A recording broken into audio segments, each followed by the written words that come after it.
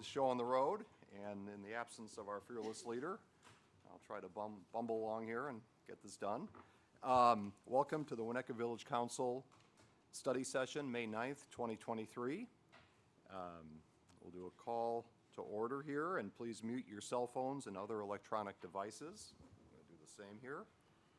And I will ask Manager Rob Bahan to do a roll call for attendance. Certainly. Trustee Albinson? Here. Trustee Dearborn? Here? Trustee Handler? Here. Trustee Orsick? Here. Trustee Apatow? Here. And I believe Trustee Dahlman is On her way. en route, so she'll join us. Now we'll have some public comment. A motion for President. oh, Oh, okay. are we okay? Yeah, we're good. All right, good. We'll move on to public comment, and I'll ask if anyone in the audience wants to speak about an item not on tonight's agenda, please come forward and give us your thoughts. Hi, I'm Katie Stevens. I want to see the new trustees. That's why I'm here. Okay, hi, nice to meet you both. I'm passionate about the village. I've worked on stormwater, moving the maintenance shed to the current location, fought for Dwyer Park to not have condos or Trader Joe's, and now I'm working really hard on the lakefront. And I want to give you comments to think about as you move forward, because I know the ultimate water lakefront jurisdiction is with you. So I love Winnetka. I love our views and our lakefront, and here are my comments. Can you hear me? Yeah. The village is responsible for the safety and welfare of its residents, and that includes everything along the lakefront. There are two huge projects along the lakefront being planned right next to one another. The Winnetka Park District Elder Centennial Project and the Orchard 2020 project, which has just received an IDNR permit. The village has a stormwater pipe on the kind of the middle of the north side of Elder. I encourage you that are new and old to go down and take a look at it.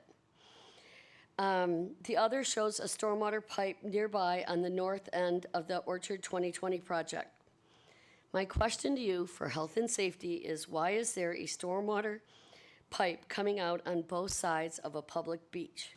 On the north side of Elder, we have a stormwater pipe and a pile of rocks. We will have a stormwater pipe, a pile of rocks, and the stormwater will be coming out, and we are going to sit, in my opinion, in a cesspool sitting there. Is that safe for us to swim? Many of you may or may not know that Elder's been closed for 4 years and has consistently had problems due to E. coli contamination. Adding more stormwater to the same area does not seem like the right thing to do.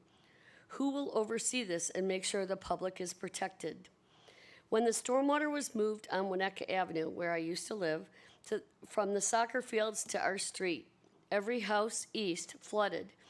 Every house on Winnetka Avenue that had a basement and on Fuller Lane, stuff came up from the drain pipes twice. If you've ever been through it, it's horrific. Now we have a pipe coming down, and if I can have you just follow me from Green Bay Road down the Oak Street or Elm Street Hill, dropping down at least 15, I haven't measured it because it's hard to measure because it goes like this, and then going down into the lake.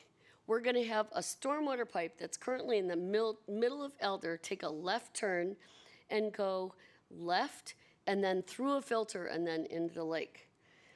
I just think that the backflow we will all get east is going to be incredible. I think that the stormwater project needs to be a thorough and vetted project. Take your time.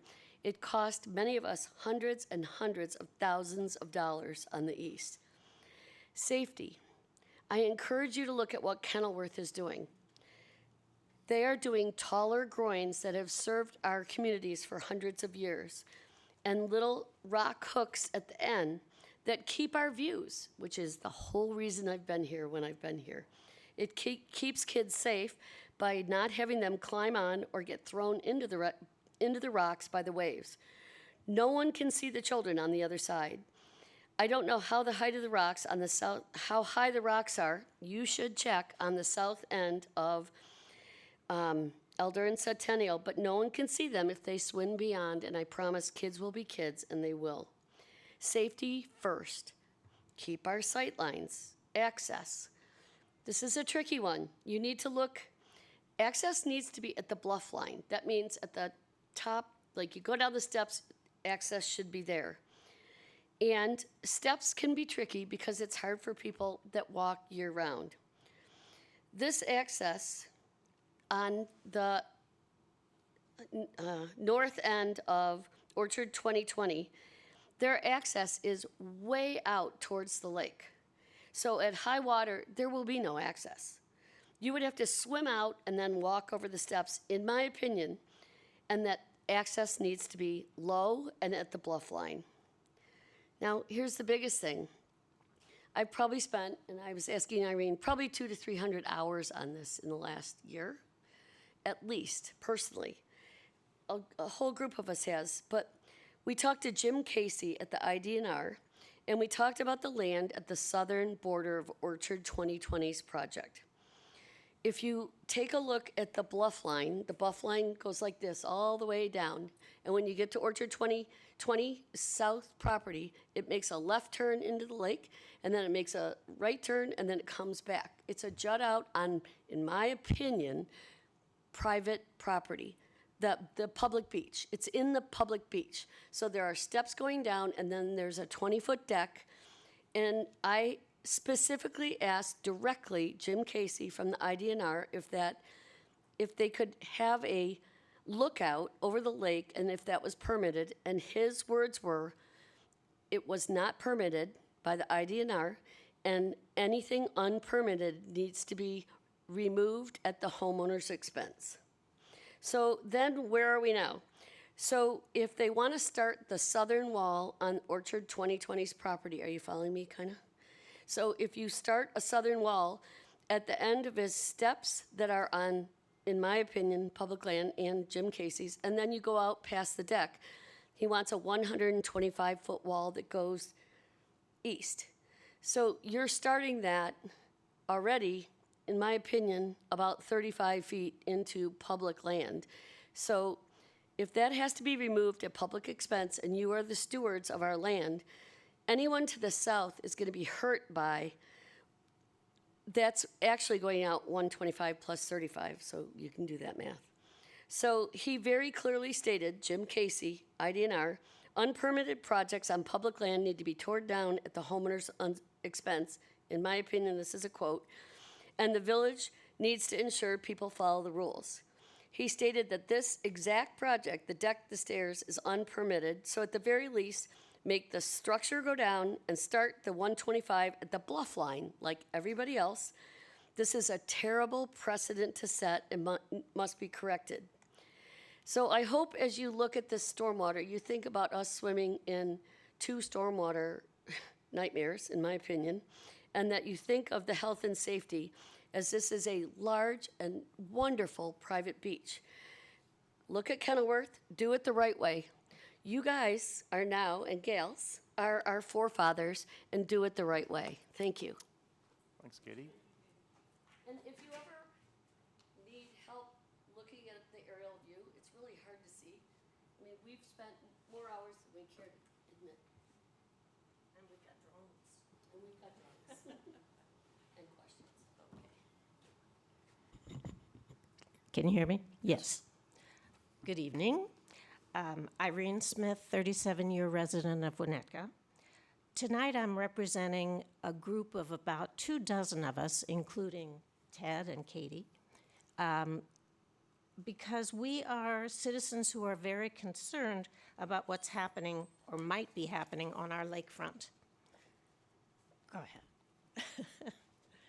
I may even start over. Tina, I'm going to start again, okay? Tonight, I'm representing a group of about 24 Winnetka citizens who are very concerned about what's happening or might be happening to our lakefront, particularly at 205 Sheridan Road. I'd like to draw your attention to a letter I received last week from the Illinois Department of Natural Resources. I emailed you all a copy of the letter last night. I know you haven't all seen it, that's okay. And I brought a few copies today. Over a year ago, when Orchard 2020 applied for permits to build obstructions right into the lake, many of us wrote to the permitting agencies asking them to deny permits. In effect, Orchard 2020 was trying to build a beach in a box. The box would have obstructed views of the lake and prevented public access along the beach as established by the doctrine of public trust. The letter I received from the IDNR explains that they have given a permit, LM 2023-004, but they have made 6 major changes to the Orchard 2020 request. Items 1 and 6 concern the addition of public access. I won't read you the 6 changes since I've already emailed them to you. I'm thrilled that the DNR responded to our complaints. I've now learned from your excellent website, and I mean that Orchard 2020 has received 3 permits, 1 each from the IDNR, the Army Corps of Engineers, and the Illinois EPA. The permit review from the Metropolitan Water Reclamation District is ongoing. Now it's your turn as stewards of our lakefront. Orchard 2020 cannot proceed without your blessing. On January 10th of this year, you held a study session concerning your responsibilities in lakefront regulation. We heard presentations from the IDNR and the Army Corps of Engineers. While their discussions were informative, we also learned that they and other permitting agencies have no way to check whether Orchard 2020 or any other person asking for a permit is actually doing what they're supposed to do. They are permitting agencies. After that, they're gone. Well, that's bad news for our village. As you know, there have been many build-outs into the lake from Winnetka's southern border to its northern border. The Park District is also hoping to build enormous stone structures from the north end of Elder Beach to the south end of Centennial Beach. The home between the 2 beaches at 261 Sheridan Road, also owned by Orchard 2020, may or may not be included. Please consider what you can do best to serve Winnetka. I believe you trustees, and not any of the permitting agencies, will be the only governing body which can regulate what happens on the dunes, the beaches, and the water line. Thank you very much. Thanks, Irene. Anyone else? Ted?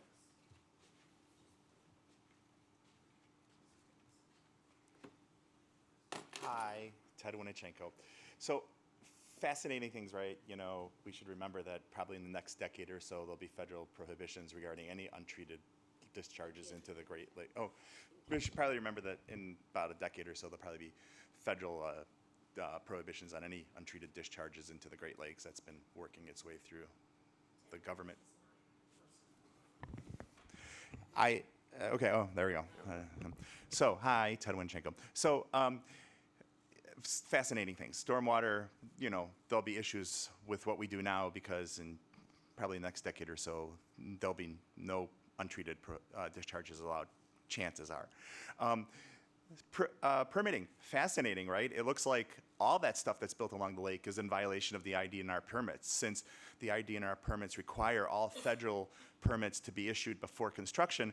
And in a home rule community like this one, this body, this village, is responsible for the FEMA flood permits, and we haven't issued any. And all those structures required all federal permits to be issued before they were built. None of them got them. This village didn't do it. Starting in around 2006, which is a fascinating story, as perhaps you looked at my little email, when the owners at the end of Oak Street built structures which appear to be, because the village claims that it does not have the as-built survey that they required, built the structures that they were disallowed from building in the construction permit that the village issued. And this brings me to why I came today, because I find, and I'm not a very political guy, I find the hypocrisy appalling, okay?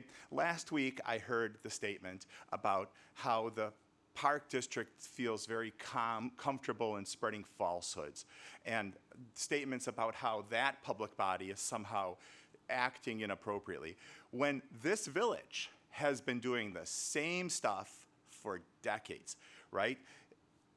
There's no question about this stuff. The village has sent out emails talking about the Spruce Street stairs being there for utility purposes when there is evidence, factual printed papers from the village that say those were public access stairs back in 2000. There, were statements. Oh, I'm losing my train of thought. Forgive me. I was working last night. I didn't get home till 3 in the morning. The stairs. The village has acknowledged back in 2000 that it does not have, the staff does not have the authority to close the street and beaches. Does not. That was the last thing written. The council said we should look into this and give staff the authority if that's what they want. Never touched on again. I feel like the village has chosen, as opposed to 1883, when the village just decided, hey, you know what, these people that own land on the lake also want the streets, we'll just give it to them. The village has become much more circumspect. And instead of actually giving in public discussions the land to those private owners, the village has simply turned a blind eye, has allowed those private owners to do whatever they want to with the street ends, and has basically acquiesced to all their demands to limit access to the beaches. And I'm sorry, I live on Oak Street by the Skokie School. It gets real busy there in the morning and the evening with all the cars. I think it's really influencing my property values. I'd like that street closed, because if there's no traffic on it, then my house is, that much nicer. Why can't you do that for me when you're doing it for all the people that have lakefront property by the street ends? Thank you. Okay, anyone else like to give us your thoughts? Seeing none, I think we close public comment. Thank you all for coming. And we'll move on to the meat of the matter tonight, which is advanced metering infrastructure. The current meter reading process is entirely manual. Council will be discussing the cost and benefits of implementing an advanced metering infrastructure project. Assistant Director of Water and Electric, Nick Nari, to review the proposed program, followed by Finance Director Tim Sloth to review the cost projections to date. And I think, Rob, the way we do this is we'll have Nick make his comments, and then council can ask questions of Nick. Sure. And then Tim, and then questions, then we'll just open up for general questions. So, Nick, thank you for being here. Take it away. All right. Can everyone hear me? Good? So thank you, Council, the opportunity tonight to present to you on advanced metering infrastructure, which I'll call AMI from now on to shorten it, make it easier to say. I'm also joined tonight by Finance Director Tim Sloth, Water and Electric Director Brian Keys, and Kyle Kopchik from Power Systems Engineering, PSE. They're the consulting firm hired to manage this project with us. So here's the agenda for what I'll be discussing with you this evening. The AMI project background, how we've got to this point, the current metering methods we use in the village, history of metering advancements, how metering has changed since the 1970s till today, what would a potential AMI rollout look like in Winnetka, the benefits we're seeking to gain. Oh, thank you, Brian. The benefits we're seeking to gain from an AMI system in terms of customer benefits, benefits to the electric system and the water system. And then Tim will discuss the financial impacts in both the benefits and efficiencies and then the projected project budget. And then we'll finish with the direction that we're seeking from council. So this is the background. This is how we got to where we are today. In October 2021, as part of the fiscal year 2022 budget, we included expenses related to this project, planning and implementation within that budget. In March of 2022, we issued an RFP for contractual services to help manage this, outside services to get the expertise necessary. Power System Engineering was the awarded vendor. And in May 25th, 2022, Council approved a professional services agreement with PSE for consulting services to help manage this AMI project. So this is the scope of the services that PSE has been hired to assist us with. One is to develop a budgetary cost estimate for the 5-year CIP, which Tim will cover later. Develop specifications related to procuring the meter technology and the services for the deployment. This will take the form of a request for proposal that will be issued after we get council approval for the project. We've currently been workshopping that between PSC and the village attorney. That's in the draft stage at this time. Assisting the village in evaluating vendor proposals. So after that RFP is on the street for a certain amount of time, we get those proposals back. PSC uses their expertise to help us evaluate what the best fit is for the village. Managing the deployment, we're looking at a deployment of approximately 9,000 meters total between water and electric, so it's a significant deployment. So PSC will be assisting us with that. And then also assisting the village in pursuing any grant funding that would be available for the project. So to dive into the current metering methods in the village, I brought some props here. You have on the table in front of you 2 examples of electric meters and 2 examples of water meters. So for water meters, we have about 4,300 water meters within the village. By and large, they're mostly indoors. They'll be inside your residence, and they're wired to an outdoor touchpad that the meter readers use. They touch it with a reader that gives them the number that then goes into our billing system. We still read those manually on foot, so you may have seen at one point or another a meter reader come to your residence to read your meter. We have 239 water-only customers, so in the Woodley and Indian Hill areas that are unincorporated, we provide them water, but they get their electric service from Commonwealth Edison. And then on the electric side, we have about 5,000 electric meters. The majority of those are outdoors. There are some indoors that have a wired touchpad similar to the water meters. And again, those are read manually on foot. You may wonder why there's a difference between the number of water and electric meters.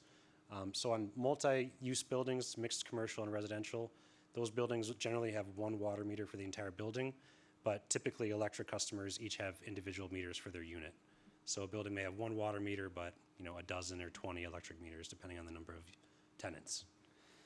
Up until last year, Water and Electric was replacing older water meters, like what you see on the table, the metallic meter, with newer plastic meters. So the older meters have moving parts, and after a certain amount of time, they get tired, so to speak, and they get less accurate. The plastic meter you see on the right there, that has no moving parts. It's ultrasonic reading. So we were moving to those to decrease our unaccounted water loss, which is the difference between the amount of water we take out of Lake Michigan versus the amount of water that we bill for. So in efforts to do that, we were replacing meters, but we stopped in anticipation of this project. So this is a flow chart that shows you how the meters are read and how the revenue gets to the village. So every 2 months, all the water and electric meters are read manually on foot by the meter readers. Those meter readers input those readings directly into an application on a village-provided smartphone. Those readings are then imported into Tyler New World, that's our CIS system for the village. The utility billing clerk completes and verifies the readings, so she's looking for any outliers, any estimated bills that need to be done for any reason. Once that's complete, she uploads that to Third Millennium. That's the outside vendor that processes the bills. And then Third Millennium prints and mails the utility bills to all the customers.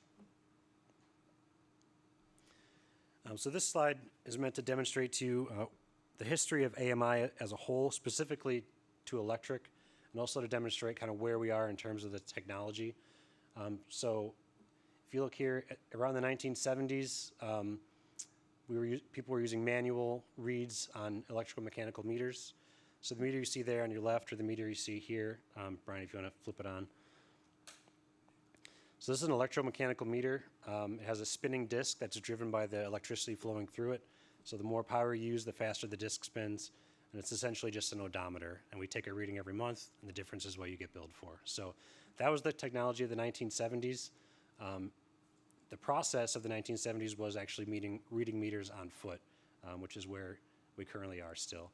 Towards the 80s, you were still using electromechanical meters, but there was possible to do drive-by readings, which is called AMR, automated meter reading. That would be a village employee driving around on village streets, and the car would have a transponder that would pick up readings from the meters. That's the AMR technology. That's a 1980s technology. 1990, we moved towards digital meters, which the village has moved towards.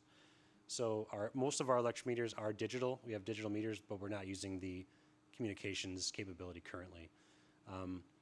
Again, you're only getting monthly kilowatt hour readings, so you're not really getting high resolution data, which is a benefit to the utility. Around 2000 is the first instance when AMI started to come about, the first gen AMI. This is two-way communication, so the meter's communicating with the village, and the village can actually send commands back to the meter. It's a digital meter. We call them solid state meters. The meter you see there on the right is a solid state meter. You're getting higher resolution data, so you're getting daily kilowatt hour. They're called intervals. They're collected at 15-minute intervals. Every 15 minutes, the meter records that and gives that to the village for billing purposes.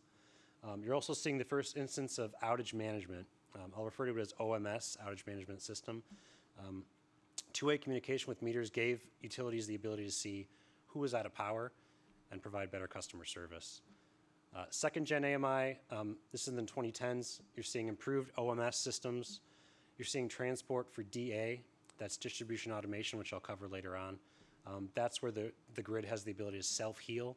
It knows which customers are out when and can reconfigure itself to limit the disruption. You're seeing the growth of demand-side management.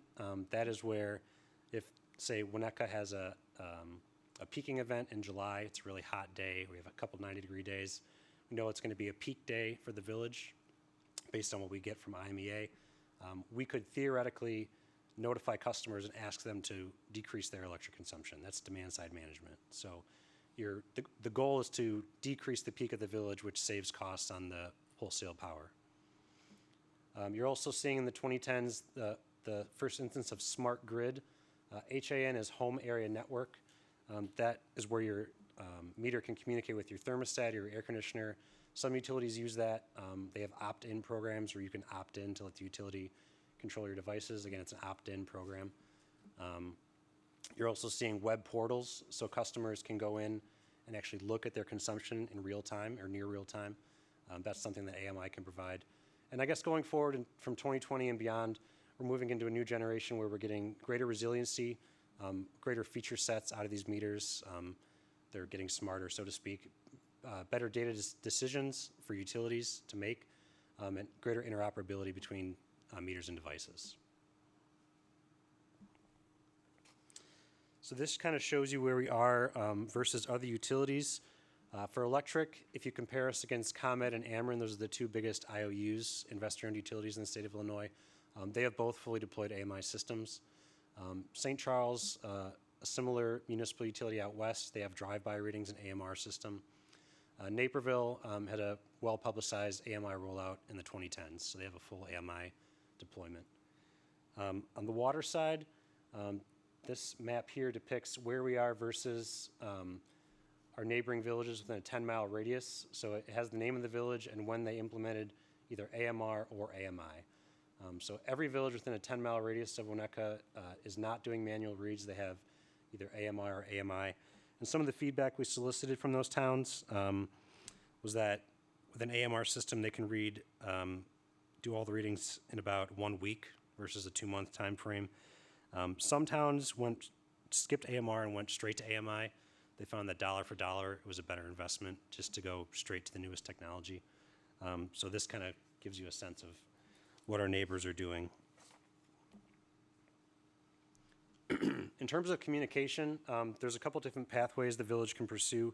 So as part of this RFP analysis, PSE is going to assist us in figuring out which communication method fits the village's needs best.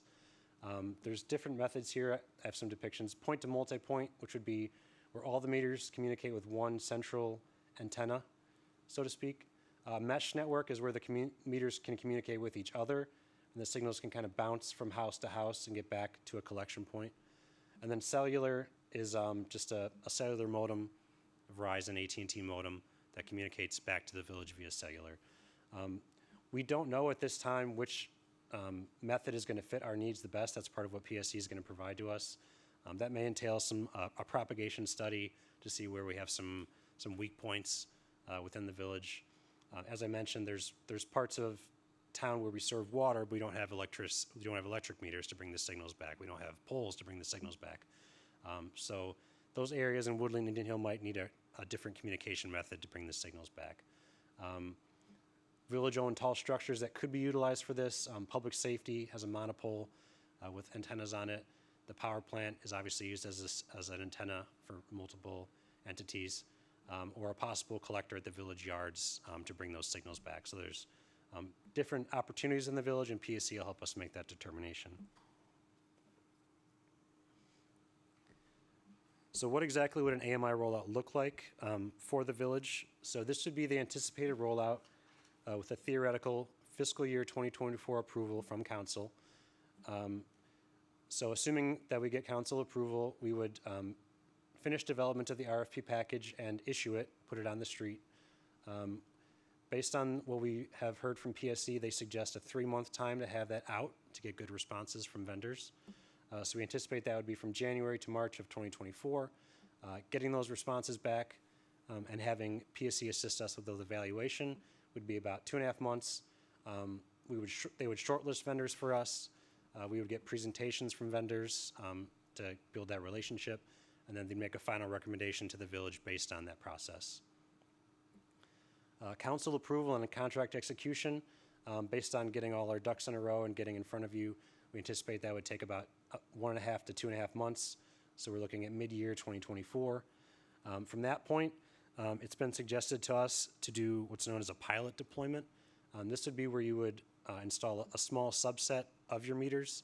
And what this does for us is it gives us the opportunity to test our hardware and software in the communication. So kind of build up the system before we deploy 9,000 meters. So we anticipate that would take about 6 months through the end of 2024 just to get the system up and running.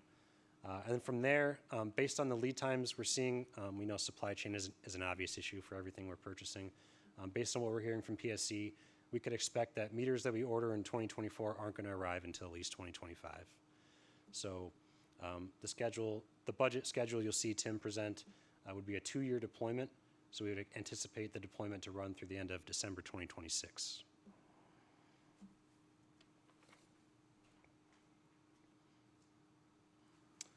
So I'll dive into the customer service improvements that we're looking for from an AMI system. Improve response times, better customer service. We can automate move-in, move-out final readings. So when a unit changes hands, someone sells their home, there's a real estate transaction, we currently have to manually read those. That could be automated. That could be done from the desk of the utility billing clerk. Faster identification of customer-side water leaks. So with the smart water meters, we'd have the ability to see if, say you're a snowbird and you're out for the winter. We look at the trends of your water consumption. We notice on one day it jumps 300%.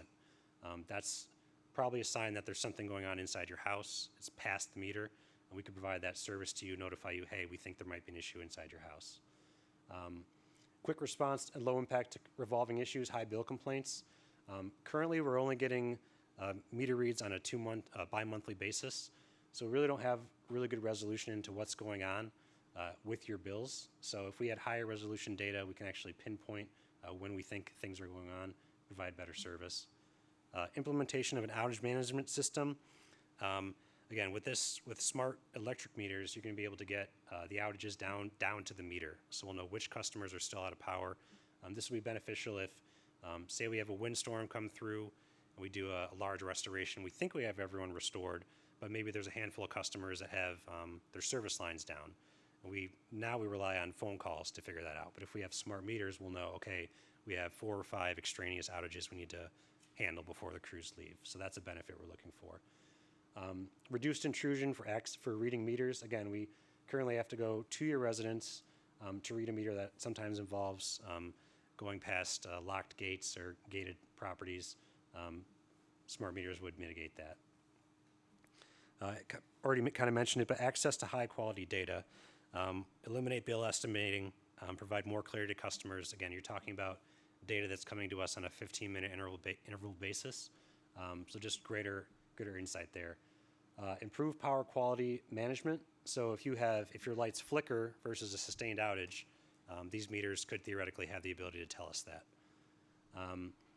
Better customer bill understanding and education through more precise data. I'll show you in the next slide an example of what my bill looks like. People can educate themselves as much as they want. They can go in and on their portal and look and see, okay, I use this much on this day versus that day. More education. Demand response, as I mentioned, if that's something that's sought by the community, that's something we could implement. Again, if we get signals from our wholesale provider that, hey, this is going to be a peak day, it might be in your interest to lower your demand as a utility, that's a signal we could send out to the community. And again, improved access to near real-time customer data. I think data is the real key thing here. So I live in Commonwealth Edison service territory. So this is straight from my utility billing portal. No shame in showing you this here. So this is a typical residential consumption data based on the portal. This is from March of 22 to March of 23. This is probably pretty typical for what you'd see from a residential customer. The shoulder months, spring and fall, consumption's lower. Summer months, this is overlaid against the average temperature. So you can kind of see the summer months drive up my consumption. Winter months, if the thermostat's a little higher, it's going to be a little higher.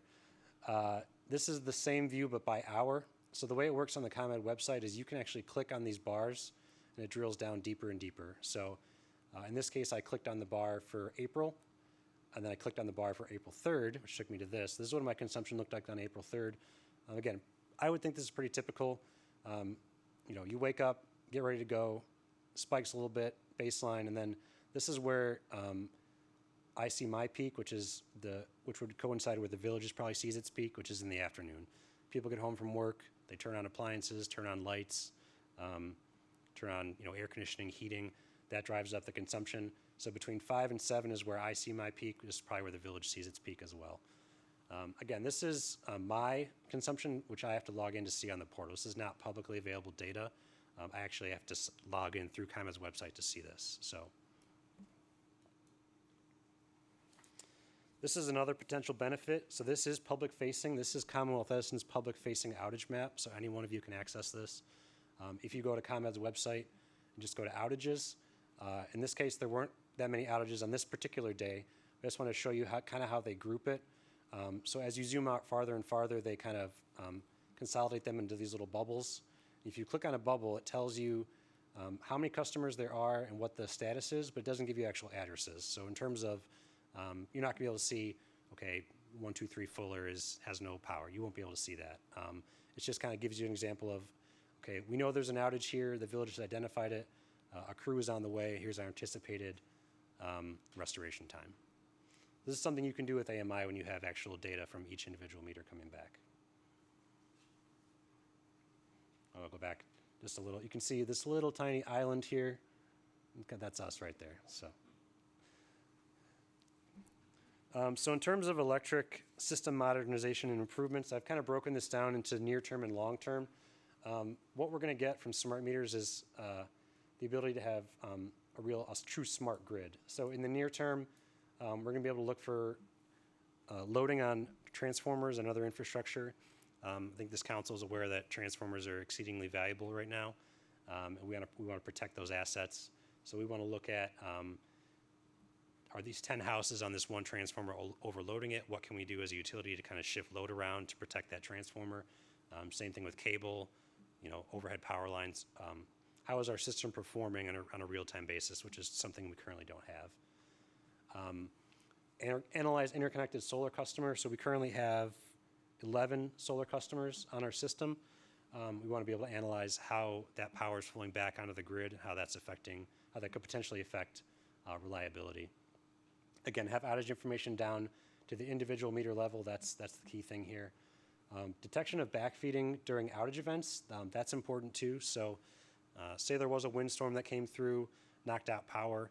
A fair number of residents have standby generators, gas generators, which is great. That it should throw over, theoretically, off the utility onto the generator. If for some reason that's not working, there's a potential for that power to flow back onto the system and affect our employees. So for their safety, we want to know if there's backflow, unintended backflow through the meter. And that's something you can get from smart meters. Again, demand response, the ability to shave the peak as needed. and flagging suspected meter theft or meter tampering. So these smart meters have accelerometers in them. They can tell if it's been tipped, it's been tampered with. They have the ability to send that to the village. And long term, these are benefits that AMI kind of opens the gateway to. These are items that would require additional capital improvements, but AMI kind of gets you in the door. Distribution automation, that's where the utility has the ability to self-heal itself. Since we know which meters are out of power at which time, we can reconfigure the system automatically to limit the disruption. Realizing cost savings through conservation voltage reduction, CVR. That's another feature you could get out of an AMI system. And then lastly, greater detail into customer consumption trends for the purposes of rate making. So for rate making purposes, currently we use the data we get on a bi-monthly basis, but if we had more granular data, we could theoretically do a more in-depth rate making exercise. So this is an example of the distribution automation. This is the self-healing grid. So I'll use the example, say this is Arbor Vita and this is Lincoln Avenue. If you had a fault on the three-phase lines on Arbor Vita, currently it would take out the circuit up to an open point.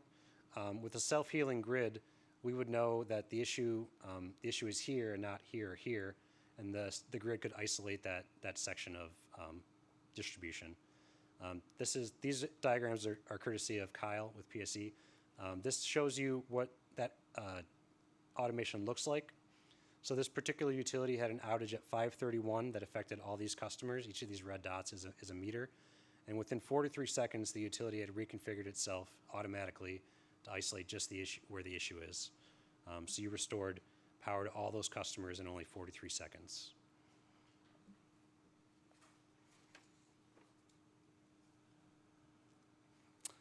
Further benefits on the water system side.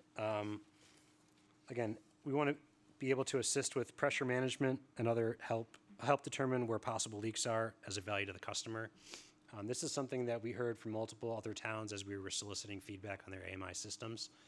It's just that ability to be able to tell a resident or business owner, hey, we think you might have a leak in your residence, and it's something you want to look at. That's a big benefit that we heard from other towns. Decrease in unaccounted water loss through the improved accuracy of meters. So as I mentioned, newer meters don't have any moving parts. We've been told they are more accurate, and we strive to limit our unaccounted water loss, the difference in what we take versus what we bill for. So higher accuracy is going to decrease that unaccounted water loss. Potential remote disconnect and reconnect options, for move in, move out type things, or leaks. If there is a leak and you can't get someone there and you gave us permission, we could potentially solve that problem for you. And again, identify potential theft. There's tamper warnings similar to the electric meter. We could identify potential theft. And similar to the electric system, greater detail into rate making. So we're going to get higher resolution water consumption data, which could make that rate making exercise better for us. Financial efficiencies, which is the last thing I'll cover before throwing it over to Tim. Since we're going to have higher accuracy meters, we would theoretically get increased water revenue. Based on what we've heard from PSC, we would anticipate approximately a 3% increase based on that higher accuracy and faster identification of leaks. I've covered that. Eliminate dispatching alignment for turn on and turn off of electrical service. So as it stands right now, for move-in, move-outs or real estate transactions or demolition, we have to roll a truck, so to speak, with alignment in it to turn the power off. Single-phase meters, residential meters, like what you see in front of you, those have integral disconnects that could be turned on or off at the click of a button. Larger meters, like three-phase customers or commercial customers, that might not be a feature set, but on the majority of our meters, which are residential, that's something that we would offer. Eliminate the need for a manual final read for account turnover. So if we're turning over an account, we currently have to do that final read manually. That could be done automatically. And then lastly, staffing efficiencies realized by automation of the system. So that is all I have. I'm open up to questions before Tim jumps in. Yes? Just a couple basic questions. Yep. When you're talking about theft, what exactly are you talking about? So On the electric side, what someone could theoretically do is bypass the meter. So if they took the meter out of its fitting and So put the it, homeowner would be doing it. or a builder or a homeowner, Okay. any person could theoretically jump out the meter.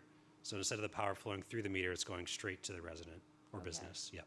And then the other question was, and maybe you said it, but the increased water revenue through higher meter accuracy.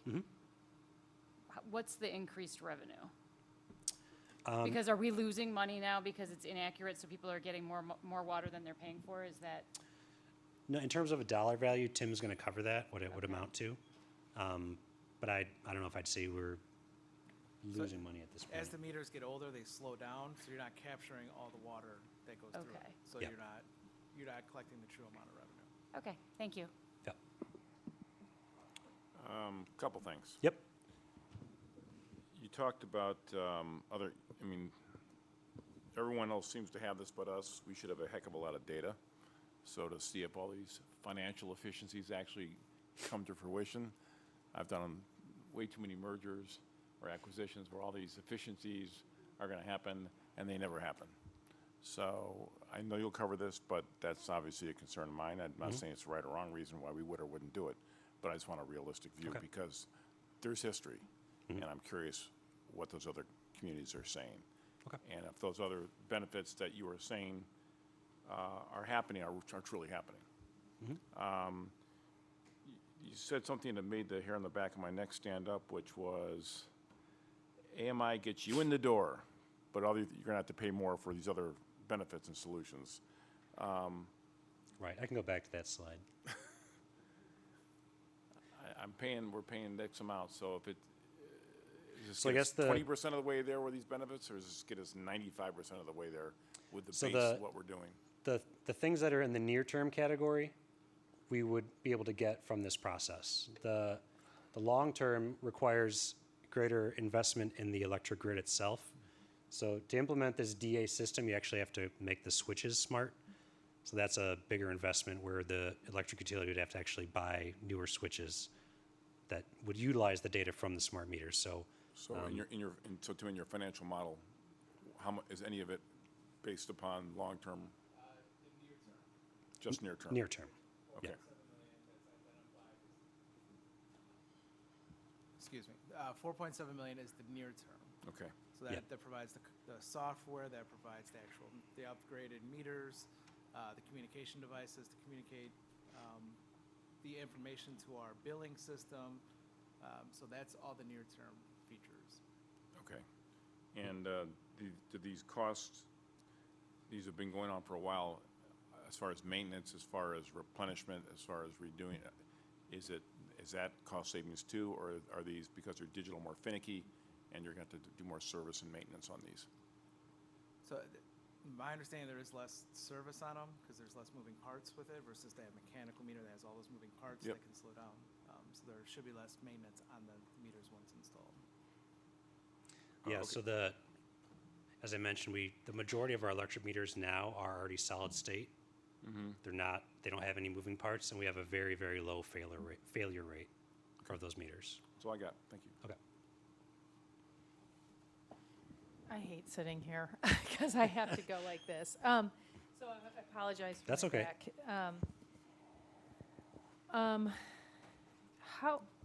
I'm just curious, are there theoretical risk of theft or is there actual risk of theft? Like, do we find that people are, jerry-rigging the system to avoid paying electrical bills, or is there no way to tell?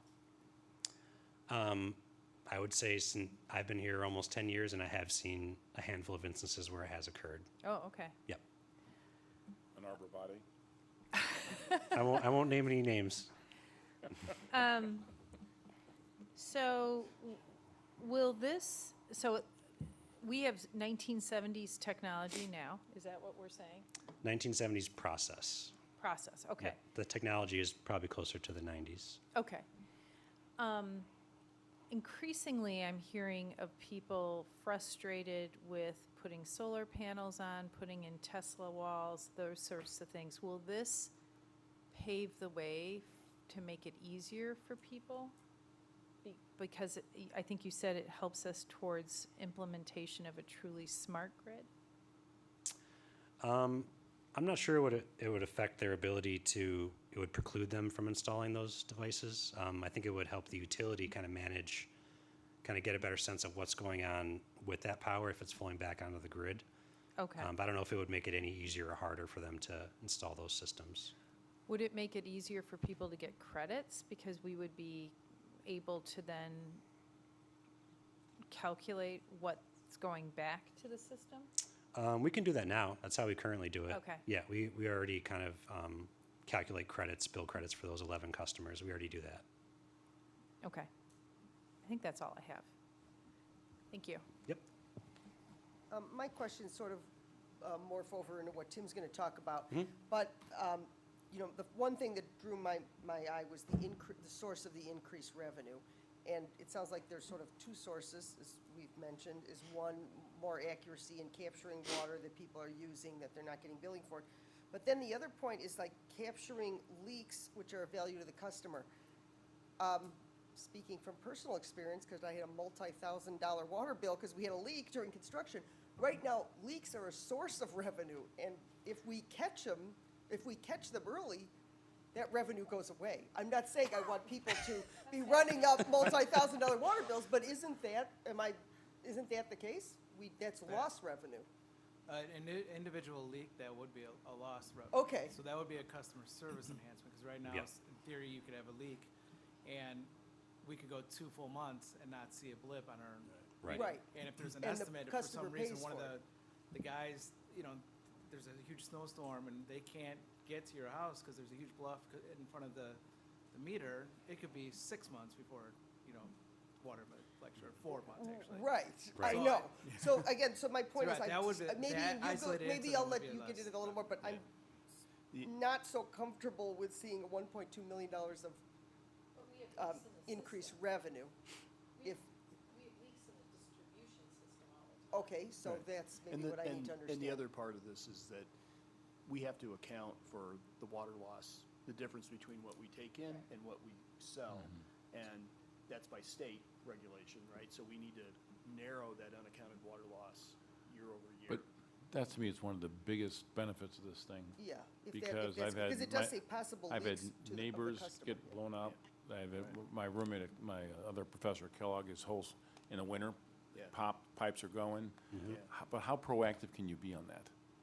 I mean, is somebody watching this? I mean, if there's a, It'll flag, My- the system will automate, go ahead. Yeah, my experience as a previous community that implemented this, you would get, the system automatically generates, you know, an alert that your usage would be, and you can set parameters. If it's 10 times the normal usage for a week, or for a day, or for an hour, I mean, you can set different parameters so that it so automatically if you know will you're, send- if you know you're a snowbird, you said Yeah. it should be minimal. And then you'd be looking and if it Correct. And it would fluctuates. send okay. an email, and the billing clerk would call and just say, hey, you know, leave a courtesy call. This courtesy call, your usage showed, you know, this amount of level. And, you know, it was, you know, sometimes there's false positives. Oh, yeah, we, you know, That's okay. we're filling the pool, or we were doing a project that we were That's using, okay. you know, cleaning something. But a lot of times you would catch it, and they would be a great customer service, that, Yeah. you know, appreciative customer that they've caught this leak ahead of time. So Tim, does the resident set the parameter, or is the village setting the parameter? I think it would depend on the system, and I think, just in my experience, it was the village that we had different parameters that we would set that would trip alerts, and then the utility billing clerk would investigate to see, you know, trying to anticipate if it was a false positive or not before making a call back. I'm not sure if there's other more advanced systems where you can go in on the customer side and kind of set your own personalized alerts or not, but. Yeah, you can, absolutely. You can set your own parameters as well, not just on water and electric. You can look at this from a usage standpoint in your house. You mean for the winter, you want to set it to 0, you can monitor that for 0 and see if there's any abnormal electric usage. And we talk about theft too, it's what, sometimes it's unintentional. Sometimes it's, hey, I'm doing a rebuild, or I'm doing a remodel, and I didn't let anyone know that nobody actually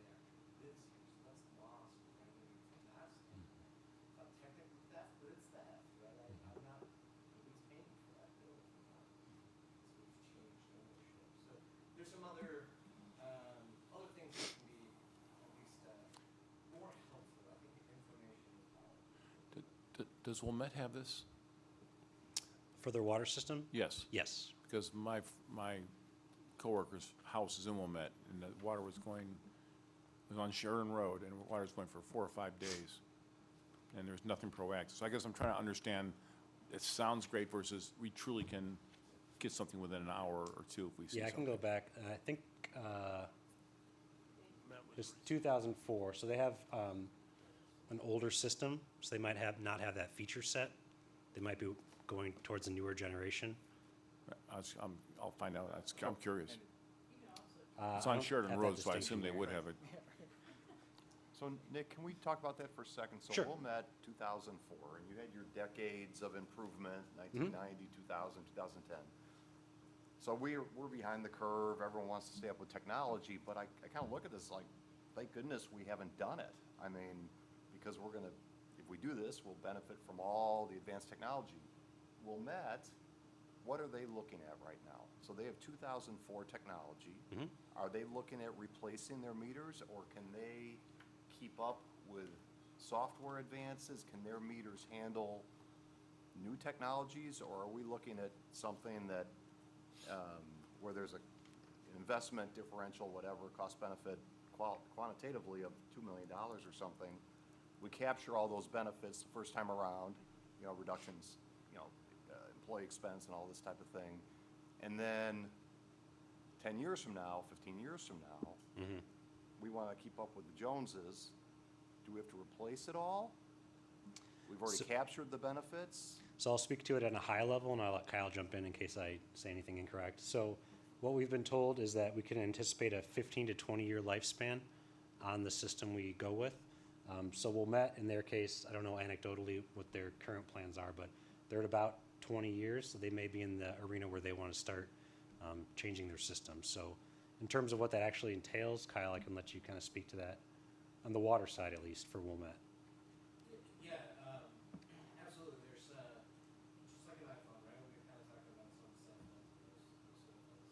You get incremental updates, but software enables features that you didn't have before. And that's the same with this process for water, for electric, their system, their software. There's firmware out in the hardware. What we get stuck at is when we get to a point where the hardware no longer supports the software, right? There are things that just get deprecated. I have to eventually, when I have an iPhone 1, probably doesn't work anymore.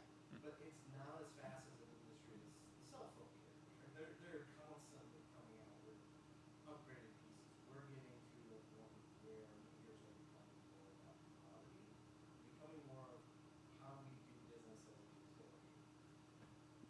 That's where we're seeing that 15 to 20-year lifespan on all these through those upgrades, through the software, through those alerts. Sure, I can't. Well, that maybe can't get you daily alerts every week, but maybe it's week, maybe it's every 2 weeks. It's certainly an improvement over having nothing or showing up months later to 4 inches of water. So there are different levels of support. If we go as far as we possibly can, that's always the goal. Get as much life out of the system as we can over that 20 years, and then we need to think about replacement.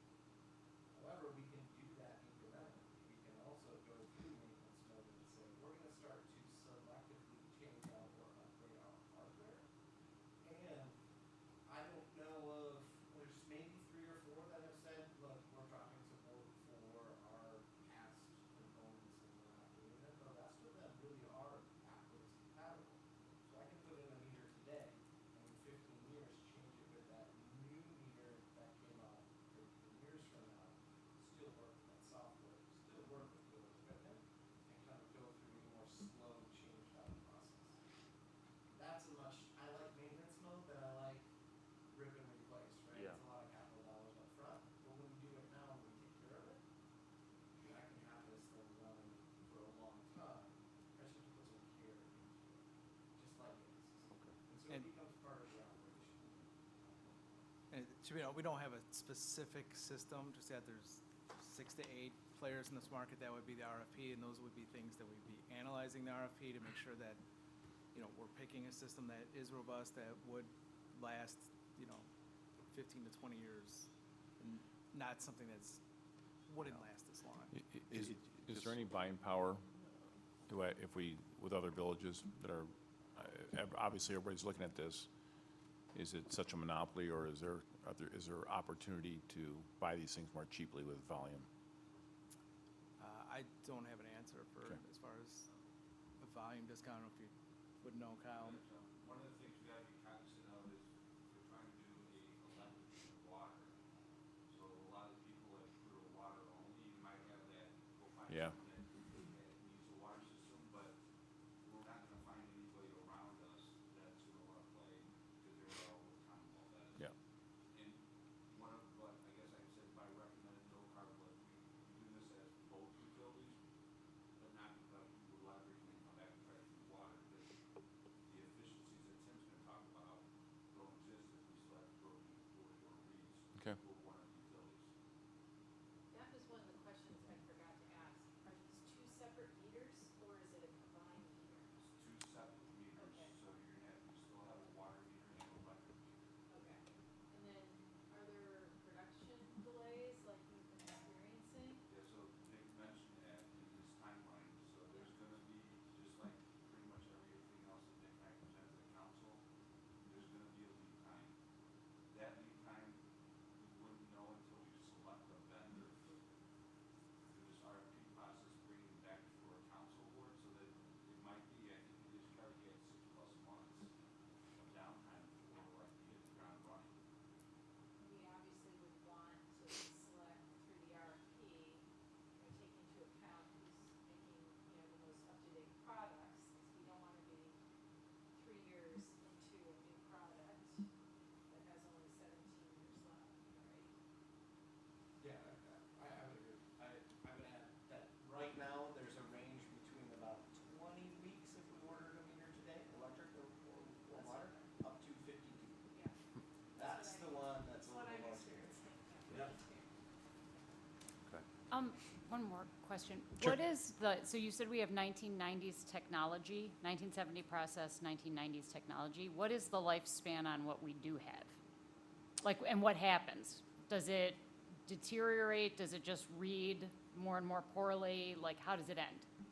So for the solid state electric meters, again, we have a really low failure rate, but typically what happens with those is the screen just goes blank, or it gets damaged by a contractor working there. On the water meter side, with the older meters, the actual metallic meters, the bottom is like a plate that could theoretically leak. So we have leaking water meters. The accuracy falls off because, again, it has moving parts. So we may notice a decreased accuracy. And is it like a 15 to 20 year lifespan, or? We were, prior to the pause for AMI, we were replacing meters that were 25 years old, about 25 years old. Yeah. Thank you. So, Nick, I was interested in your bill up there, of course. Oh, Your usage, okay. and it stands to reason that the usage goes up when the temperatures go up. Sure. And so on and so forth. So, Yeah. some of us on Arborvitae are simple. We're simple people. We understand this kind of thing. Is there great value to the resident to dig into do residents really dig into their hourly usage? Are all you gonna look at your, well, so, love this stuff, when I be going, kids, turn off the lights when well, you leave in the but wouldn't you do that? I do quarterly comparisons, You do quarterly comparison? yeah, because I've seen some increases. I got a pool, so it's kind of, So what do you do? I just turn off the water meter and short, It just, no, but it just No. sort of stands to reason. no, Anyway, okay. Well, it makes me, I do look for things like leaks, and I think that's why, or something that might be amiss if I get real spikes. So those are the things that are important. What we're seeing is residents looking for opportunities to conserve at the right times. Yes. Mhm. And that's with smart thermostats that you can buy off the market now. Yep. And you can program them accordingly to your lifestyle. But one of the improvements we made to our billing system, gosh, this was maybe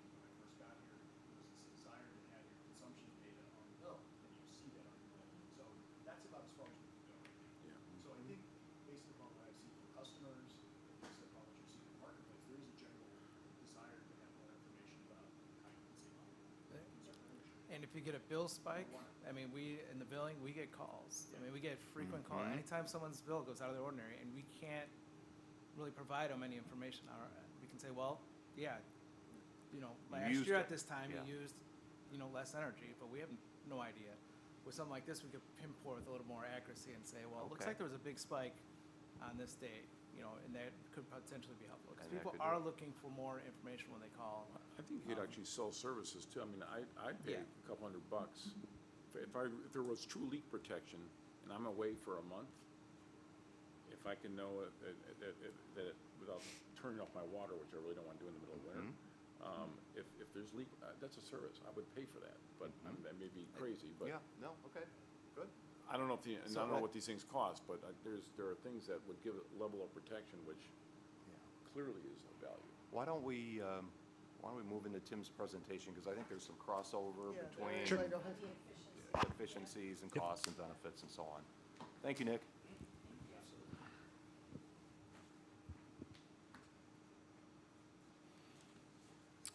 Okay, so a couple of slides to review the budget impacts and the cost.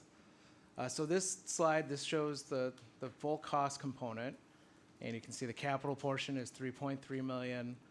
We do have an inflation component, given the current environment, and it's a 3-year rollout of 500,000. Contingency component of 337,000, and annual recurring cost. This is the software. Total 10-year total of 533,000. So these costs, you can see the capital component and the inflation and the contingency, which was calculated on the capital portion, is heavy in the first 3 years, 24, 25, 26.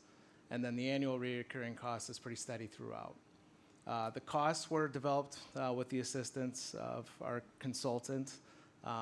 He was using real-time data of what they're seeing in most recent bids as of like 3 months ago and what their inflation data was at that time. On the budget offsets, so we calculated there's that increased revenue number of $1.1 million. I'll get into that in just a little bit. The staffing efficiencies of $1.3 million. There would be some overtime savings of $87,500. Equipment savings of $35,000, less vehicle maintenance and fuel costs from the guys having to drive around town grabbing these meter readings. So total identified budget offsets of $2.7 million. So for a total 10-year cost of about $1.9 million.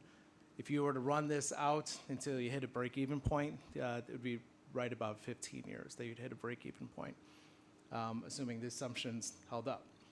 So the assumptions that were used, for first of all, the increased revenue, we anticipate about a 3%. Industry is anywhere from 1% to 5, 6, as high as 8%. You can find numbers that you could expect to see your revenue go up. So we thought 3% was fairly conservative. That is an estimate that is only on the water side of the revenue. On the staffing efficiencies, while the system, we wouldn't need to do any meter reading, so that would be 2 full-time equivalent positions, but to be conservative, we budgeted for estimated only reducing by 1.5. With some of these additional customer service features, maybe we need a little bit more help on the billing side. There might be some technology components that maybe we need a little more robust technology people helping us out. So we don't want to, completely rely on the 2 staff savings, but we fully do expect not to have any meter reading once this is done. So that's more of a true savings based on their actual salaries, whereas the increased revenue is an estimate. We did feel that was a pretty conservative estimate. So the total cost of ownership, again, over 10 years is $1.9 million. But you can see the cost component is front-loaded in 24 through 26. That's the capital and the implementation, whereas the savings are in the out years.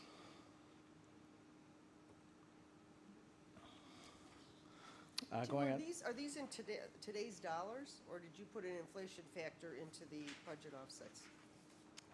That was in today's dollars, but anticipating increases, for like the staffing increases. I did not calculate Oh, a okay.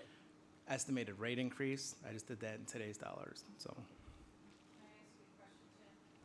Did you, and staffing efficiencies include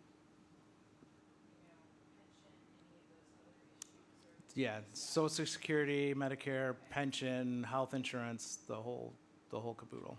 And then if we've already got a line item for inflation cost, what would contingency be? It's a pretty large contingency.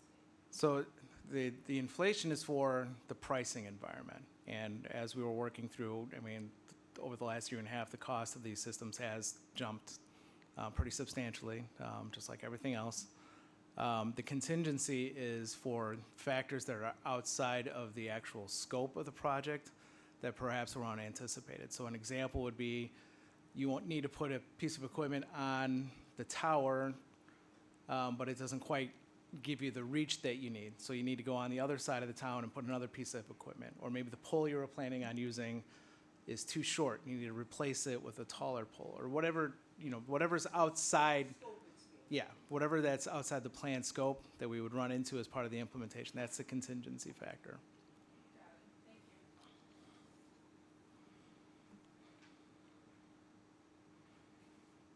Okay, so the actual budget, this is just the cost side.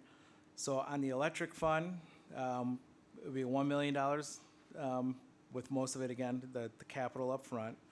The water fund would be about 1.8 million.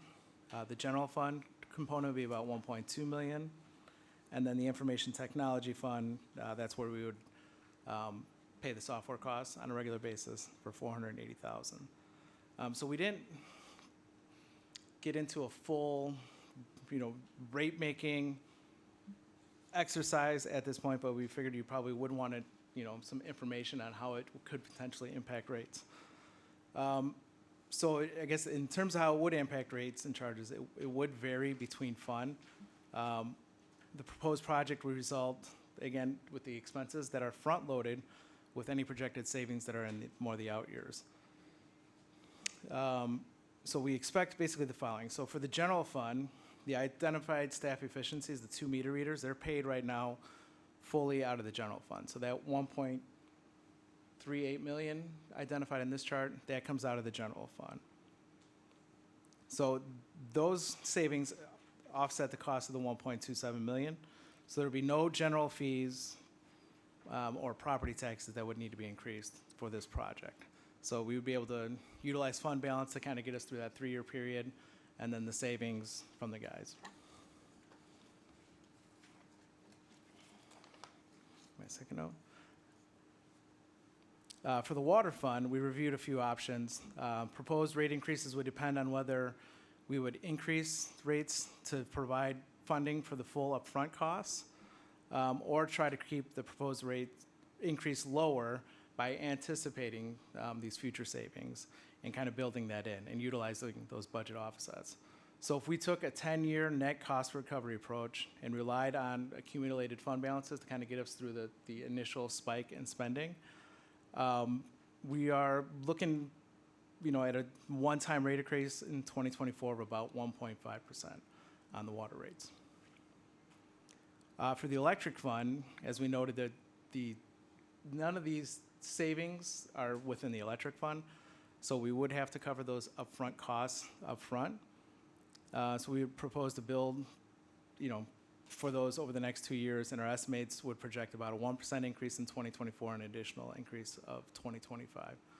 So just to summarize, again, we weren't trying to get into like a full rate-making exercise because we still don't have a system identified. We still need to go through the RFP process. This is an absence of any other capital projects, any other operating expenses. This is kind of just trying to take a snapshot just so we get just a broad general idea of what the impact might be on the rates of this project. No impact to any fees or taxes in the general fund. 1.5% one time in the water, and then back-to-back 1% in the electric fund.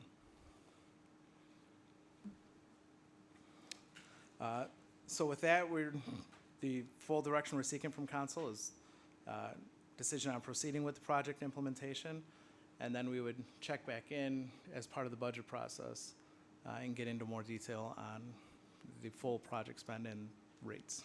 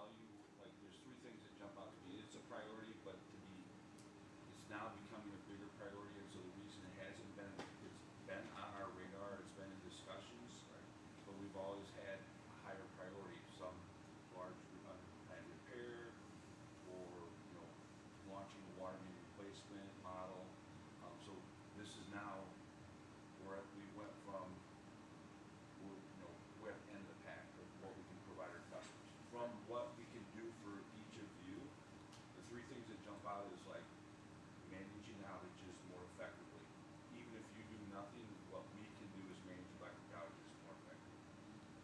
Two is the meter, knowing this was coming, we've slowed down meter replacement, so there is lost revenue.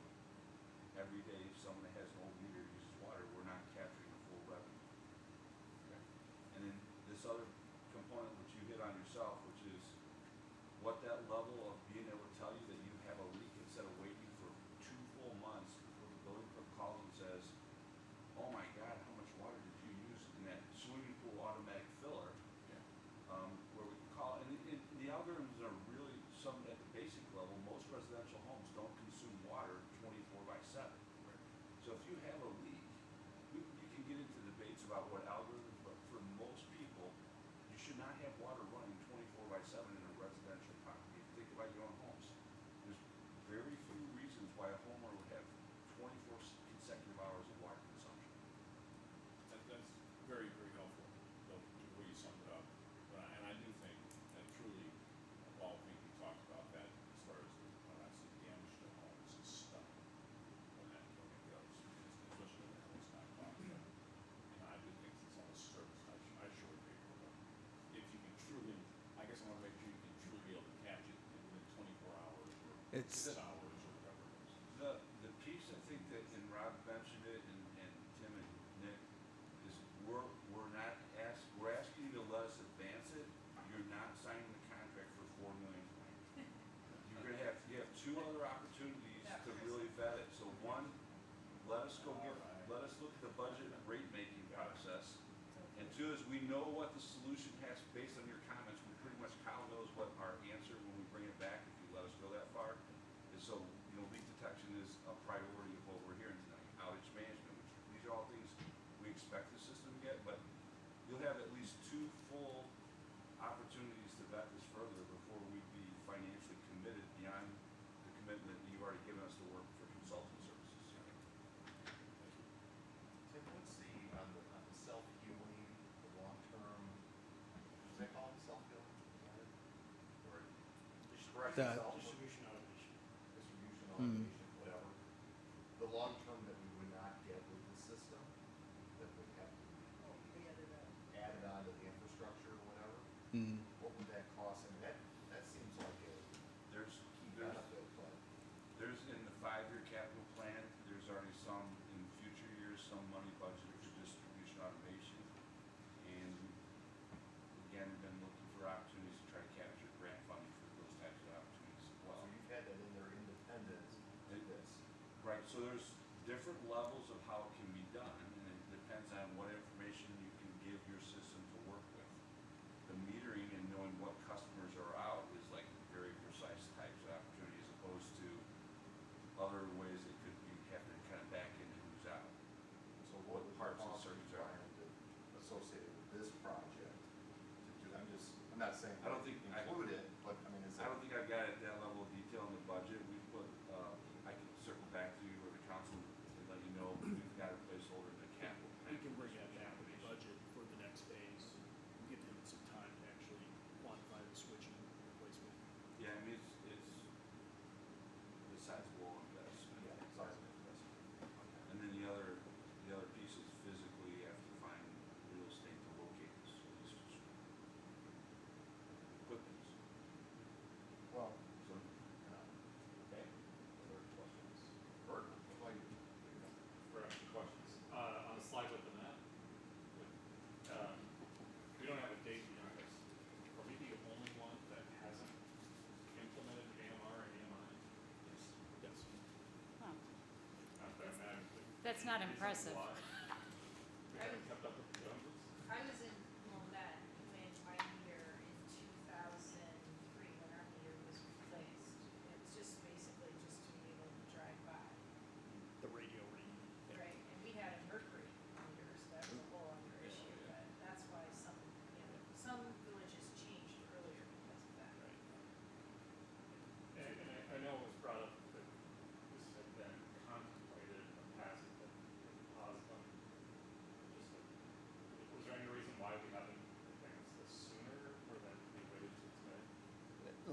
let me hit on the first of it, and Brian can probably jump in. With respect to the water fund, our primary focus was making sure that we could establish a water main replacement program that hadn't been in existence and needed to be there.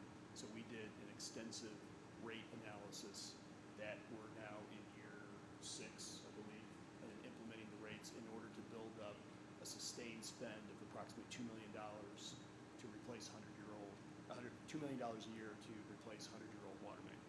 So that was our primary focus, say 5-6 years ago, and then on top of that came lead replacement requirements for the state. So in terms of the water utility, that's where our focus had been, understanding there were also new generations of AMI coming, and when do you kind of invest, when's the right time to invest? The investor-owned utilities have done it, so that's impacted the market footprint to a certain extent from our perspective. On the electric side, we continue to look at generation and what we may do, and that is going to be a conversation with the council going forward this summer. So those are the capital needs that were more important than this in the late review. I mean, Rob, along those lines, it's fair to say that I don't know, the water rates are going up 8.5% a year or something like that. So this is on top of that. So, I mean, when that's a distinct charge that we all absorb and that I think we need to just be aware of. Because, this process is going to increase incrementally another 1.5%. Now we're at 10. I mean, it's a real number now. And I think that we would probably all be, more comfortable with the financial impact of this if we were going through stormwater. The general fund was at 28 million instead of down to 12 million. We're not there that way. Well, when all is said and done, we're going to be. Got a big grant coming in. Big grant coming in. Hold on, it's not there yet. Okay, but I mean, I'm just saying that, this is a good-sized project. We should keep up with the Joneses. I mean, we should, I think we would all say that we want to advance technologically and so on. So I think the concept is great, but I do think that the next iteration, next conversation we have really should, not only hone in on the technology and so on, but also the benefits. Make sure, like Bob was saying, are those truly realizable, savings? Is the revenue truly? I was going to ask Brian if there's anything that I missed. Brian, was there anything that I missed that you wanted to? Okay. When we talked, Brian, though, you emphasized that there was, at what point to jump in, right? And the cost before large adoption, looks like in the last couple of years from the AMI system, that's probably helped to drive the cost down, and the systems are better, right? Because you talked about that, you always wanted to make an improvement, but which system do you? So I got here in '07, and there was contemplation of that discussion that I'd already seen out east of Philly where I worked for part of the time, that they're doing like a drive-by AMR where we're just driving around getting readings. It's like there was a move from people that aren't in this room to go to that, and I'm like, we've already missed that. That train's already left. That's old school. Why would we spend money on that when the utility operating staff needs to know things like when your meter's out of service? So to answer your questions, like when they started looking at it, we were getting on a train that had already left and was already on the edge of obsolescence. When's the right time? The second, and then when people went, when like Naperville went, they were on the front end of the spectrum even before Commonwealth Edison, and they had a lot of growing pains. And like I said to my peer down there at the time, was like, you need to charge and we get all the bugs worked out, let me know, and what I should avoid doing. You and 120,000 of your residents. So and I think with the larger, so there's always going to be a point where you could say, wait for the next technology. But at some point, you guys say it's leveled off enough that we're ready for totally. But I do agree that financially, that's going to come. The analysis has to be there, and the stomach to pay for it. The piece I keep coming back to is these are numbers we all have. Everybody's invested. Kyle's doing this for all the utilities. But when you bring that RFP back with these narrow choices, we make a selection, and we then have real numbers, we can come back and say, this number is not within the realm of what we presented to you, and we need to either revisit our assumptions and costs, or it's more favorable and it's not as financially challenging as we thought. So what are the two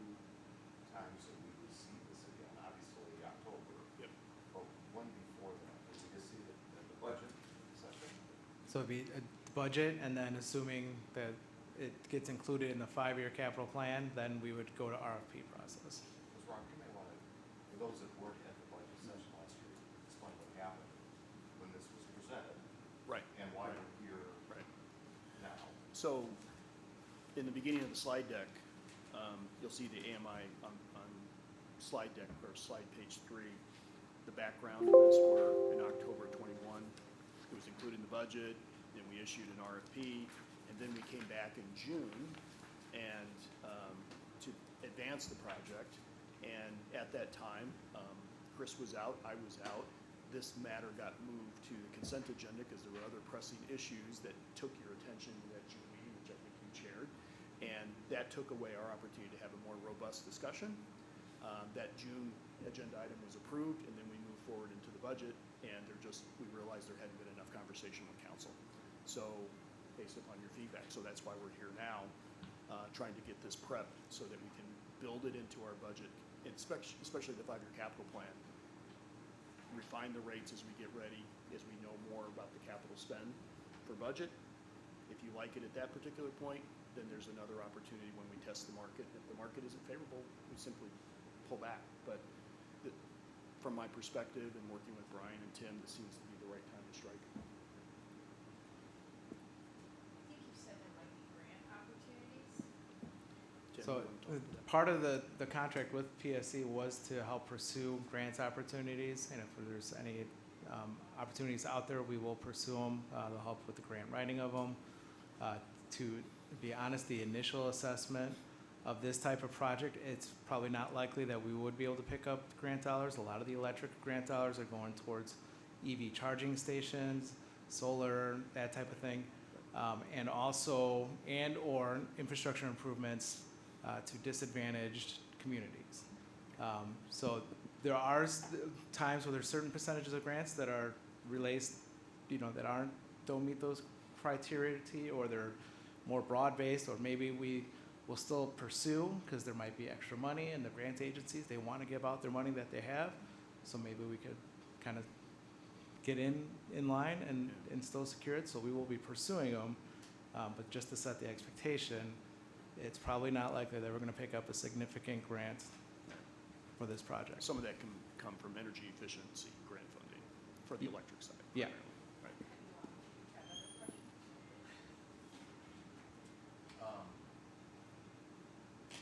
I don't know how personally I feel about just having information come right at the budget session.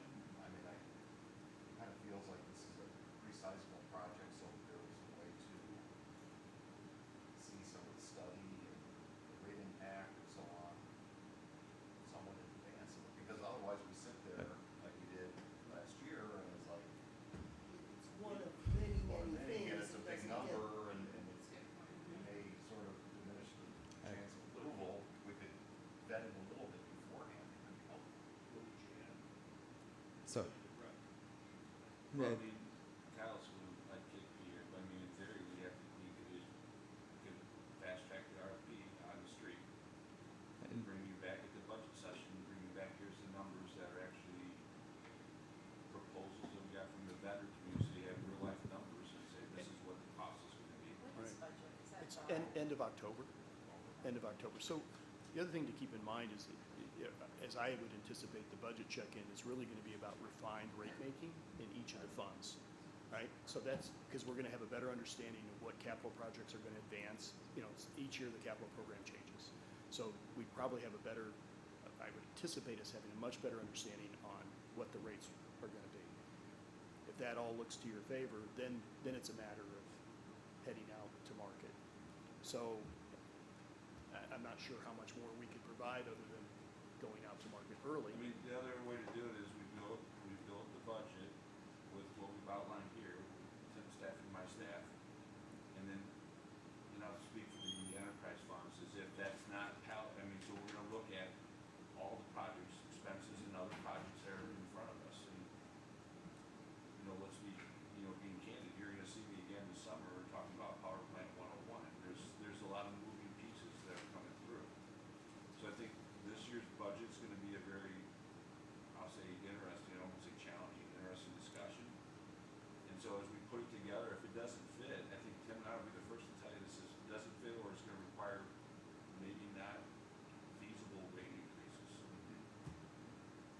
we're still pretty premature to that process, but this is using the information from the expertise that we've retained. This is the size of the breadbasket that we're looking at to advance it if we want to even to get to it. So you might be able to jump it. Well, I think there's a lot of moving pieces. I'll speak to the two funds I manage. There's a lot of, on the power, on the electric side, some of the things are going to be daunting. When you're talking about some investment and the potential investment in the power plant. On the water side, we've got the water main piece down. I think that machine is, process-wise, is working well with the engineering team. The lead services is a wrinkle. And as I've shared with the council, we've got 110 plus people that would like to do lead service replacement this year. So there's a little nuance there that we have to evaluate too. That there's going to be a funding challenge here. Well, how do people feel about advancing the conversation? Advancing the analysis? It seems like it's time. The only thing I'm a little confused about is I thought we said that we wouldn't have better, more precise numbers, because it looks like some of these were based on estimates until we actually did the RFPs and got some That's actual when you're going to proposals. have. But that's not until 2024, so when we have the budget session in October We're saying, 2023. we're saying as far as like the rates that we would be suggesting, we'd be building largely off of this model presented.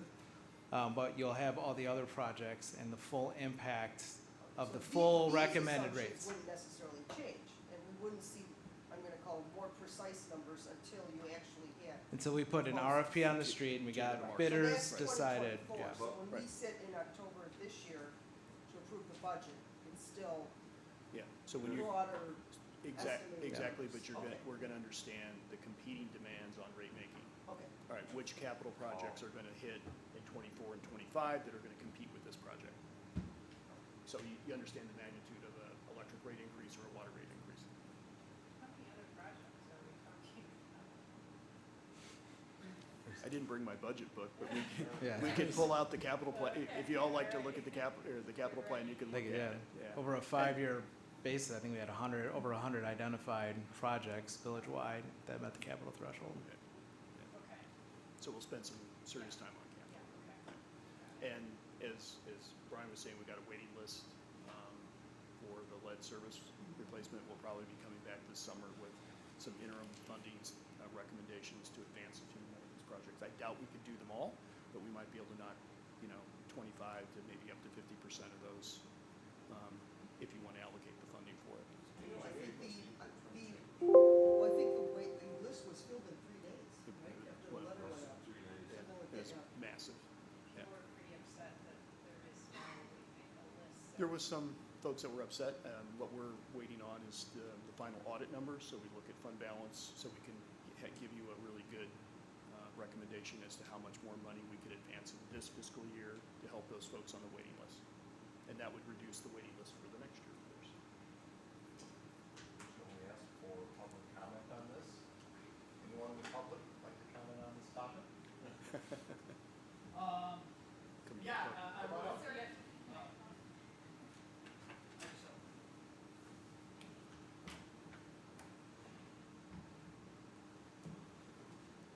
My name is Tim Ring. I live on Cherry Street, been a resident for 10 years. Just have a quick question with the, this generates a lot of data. Who owns the data once it's generated? And 2, our wholesale provider, have we reached out to them? Because this will be of significant benefit to them. You talked about just earlier, Tim, grants and finding funding.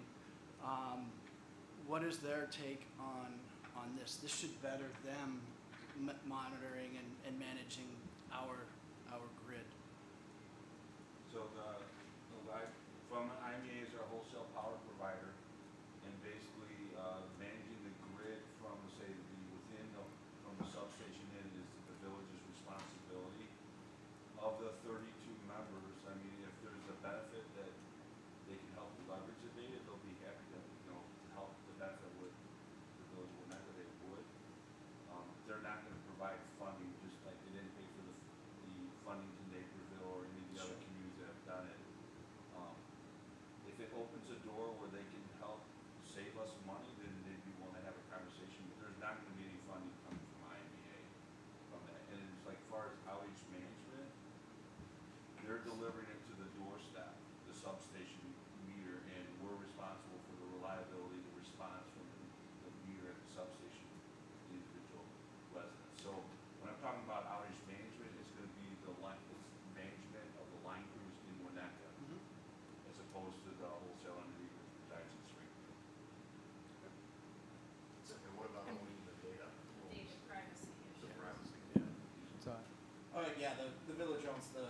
data, and I would maybe add on top of that is it's encrypted at rest, which means when it's sitting in the database, it's encrypted. It's also encrypted in transit, so it is between, if you know anything, it's AES 128 or 256, depending on the vendor that it is. As far as I'm aware, 128 has never been hacked, never been decrypted. That's the right term. 256 obviously doubles that component. So it's not an open pipe to be looking at information, and it all ends up at your facility. But it has a value, right? It certainly has a value. So Yep. it's a commodity. You can do something with it to offset your cost as well. But anyway, thanks. Thank you. Great question. No one else in the public, we'll close public comment. So where are we on this? Are we just asking to proceed with rounding out the numbers, not going for RFPs? That was our recommendation was to advance the project, so our next check-in would be at the budget with refined rate recommendations. And then as you look at, the scale of this in relation to the other competing projects, we'd be looking for go-to-market or not go-to-market once you have that full financial picture of our projection. And looking at this And taking this in the incremental, projects also. taking this in incremental steps so that, it's tough to make an investment when you don't have all the other financial information in front of you. We thought it'd be best to come back at budget where we can refine the whole package. I move that we do that. I'll second it. Favor? All right, I think we have consensus on that. Great, thank you. Thanks to the team, good job, you guys. Thank you guys. Yes, very thank much. you. Very much. Thank you. I learned so much, I have to say, my grandfather, who worked for People's Gas for 50 years, retired as the head of the meter reading department. And he would be probably very proud, but I have to laugh, he retired in the 70s. And well, I would be really glad that Grandpa would be comfortable with our process right now. I think it's time to move on.